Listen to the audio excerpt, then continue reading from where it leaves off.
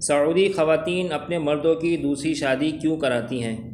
ہمارے کلچر میں عورت تو کیا مردوں کی دوسری شادی کو بھی معیوب سمجھا جاتا ہے، جبکہ سعودی عرب کے کچھ علاقوں کا کلچر اس کے برعکس ہے۔ سعودی عرب کے صوبے اجزا کے دیہات اس لحاظ سے انتہائی منفرد ہیں۔ یہاں خواتین اپنے خاوندوں کے لیے خود نئی دلہنیں تلاش کرتی ہیں۔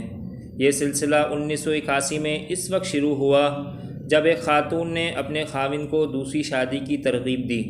یہ خاتون اپنے خاوند کی نئی دلہن کی تلاش میں خود نکلیں اور بالآخر اس کے لیے ایک نوعمر دلہن کا انتظام کر ہی لیا۔ ابتدا میں تو لوگوں نے اس خاتون کو پاگل قرار دیا، لیکن اس نے یہ دعویٰ کر کے سب کو حیران کر دیا کہ اس پر آصیب کا سایہ تھا۔ جب اس نے اپنے خاوند کی دوسری شادی کروائی تو آصیب جاتا رہا۔ اس واقعے کے بعد ایک اور اہم واقعہ پیش آیا۔ معصومی محمد نامی خاتون کی شادی کو 16 سال گزرنے کے باوجود اس کے ہاں اولاد نہیں تھی۔ اس نے اپنے خاوند کی دوسری شادی کروا دی اور اس کے کچھ عرصے بعد وہ خود بھی اولاد کی نعمت سے مالا مال ہو گئی۔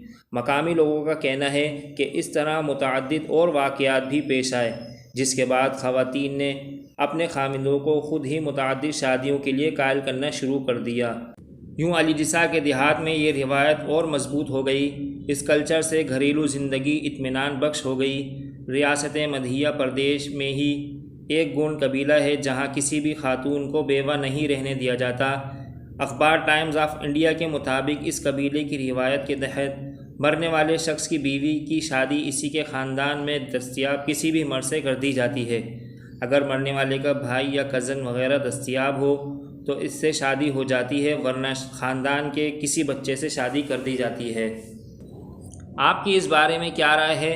ہمیں ضرور کمنٹس میں بتائیے گا، اور مزید اسلامی ویڈیوز اور معلوماتی ویڈیوز کے لیے ہمارے چینل کو سبسکرائب کریں۔